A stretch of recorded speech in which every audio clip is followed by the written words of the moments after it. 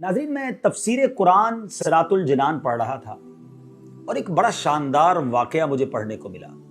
कुरान पाक की एक आयत के तहत ये वाक़या मुफ्ती साहब ने लिखा और हदीस पाक में गोया ये वाक़या है और ये प्यारे आका अलैहिस्सलाम के दौर में हुआ। माजरा ये था कि एक शख्स जिसका नाम था सालबा प्यारे आका अलैहिस्सलाम के पास आया और कहता, हुजूर मेरे माल में बरकत की दुआ कर दें। मैं इस वाक़े का खुलासा पेश कर रहा हूँ। प्यारे आका अलैहिस्सलाम ने फरमाया, ऐ सालबा, वो अच्छा है माल जिस पर तुम अल्लाह का शुक्र अदा कर सको, चाहे वो थोड़ा हो। उस ज्यादा माल से बेहतर है जिसका तुम शुक्र ही अदा ना कर सको। कुछ दिनों के बाद सालबा फिर आया, कहता, हुजूर मेरे माल में बरकत की दुआ कर दी। प्यारे आका अलैहिस्सलाम ने दुआ कर दी। अब नबी पाक दुआ करें तो कबूल तो होनी थी। उसकी बकरियां मल्टीप्लाई होने लग गई। अब इतनी बकरियां हो गई कि मदीना मुनव्वरा में जगह ही ना बची जहां वो अपनी बकरियां रख सकता। वो अपनी बकरियों को लेकर शहर से बाहर जंगल में चला गया।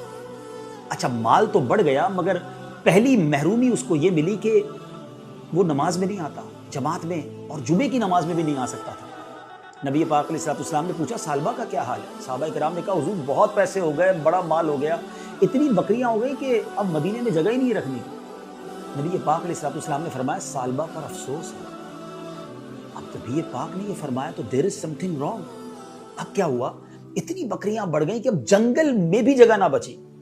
प्यारे आका अलैहिस्सलाम ने सहाबा किराम को ऑर्डर दिया कि जाओ और लोगों से ज़कात वसूल करो। सहाबा किराम ज़कात लेते लेते सालबा के पास पहुंचे और कहा कि तुमने भी ज़कात देनी है। जब उसने कैलकुलेट किया तो ज़कात में तो बहुत सारी बकरियां देनी पड़ जाती। कहते, मुझे तो ये टैक्स मालूम हो रहा है, मैं बाद में बताऊंगा। सहाबा किराम जब रिटर्न बैक हुए नबी पाक अलैहिस्सलाम की बारगाह में, इससे पहले कि वो बताते कि सालबा ने क्या कहा, नबी पाक ने 2 टाइम्स, जी हाँ 2 बार फरमाया, सालबा पर अफसोस है। अब सालबा को पता चला कि नबी पाक अलैहिस्सलाम नाराज हो गए। वो आया प्यारे आका की बारगाह में, कहा, हुजूर माफ़ कर दें, ये ज़कात ले लें।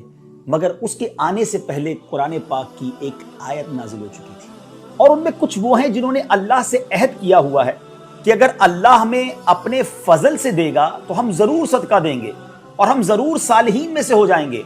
फिर जब अल्लाह ने उन्हें अपने फजल से अता फरमाया तो उसमें बुखल करने लगे और मुंह फेर कर पलट गए। वादा खिलाफी की अल्लाह से। प्यारे आका अलैहिस्सलाम ने उसकी ज़कात, उसका माल कबूल नहीं किया, उसे रिटर्न कर दिया।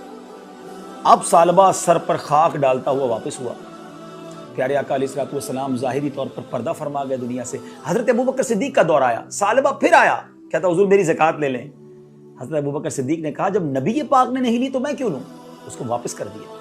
वो हज़रत उमर फारूक के दौर में आया, हज़रत उमर फारूक ने भी लौटा दिया। सैयदना उस्मान गनी रज़ी अल्लाह तआला अन्हु के दौर में उसका इंतकाल हो गया। नाज़रीन, इस वाक़े के बाद क़िबला मुफ्ती कासिम साहब ने तफसीर कुरान सिरातुल जिनान में कमाल की बातें लिखी कि आज हम क्या करते हैं, दुआ करते हैं, या अल्लाह बस माल दे दे, फिर ज़कात भी पूरी देनी, फिर सदका भी खूब करना, फिर मैं तेरी राह में खूब खर्च करूँगा, मस्जिदें भी बनाऊँगा।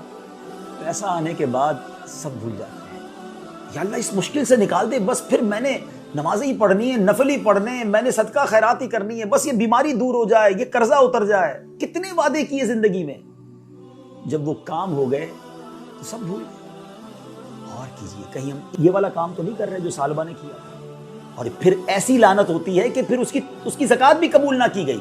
उलमा ने इस पर भी डिबेट की है कि क्यों सालबा की तौबा कबूल नहीं हुई, सालबा की ज़कात कबूल नहीं की जाती थी।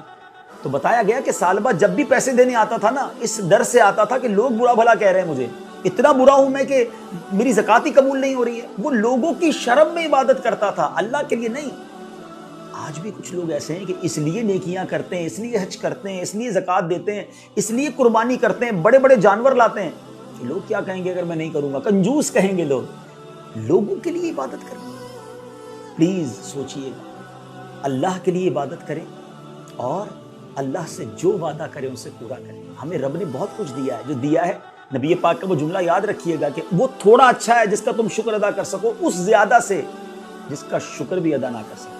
आखिरी बात कहकर गुफ्तगू खत्म करता हूं कि एक बड़ा प्यारा क्वेश्चन किया गया कि हमें कैसे पता चले कि ये नेमत है जो हमें अल्लाह ने अता की है या ये हमारी आजमाइश है।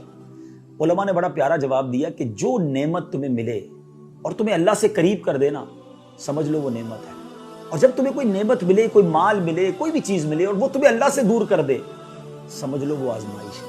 तो अल्लाह से हम अच्छी नेमतों का सवाल करते हैं जो हमें रब से करीब करते हैं। صلو علی الحبیب صلی اللہ تعالی علی محمد صلی اللہ علیہ وسلم۔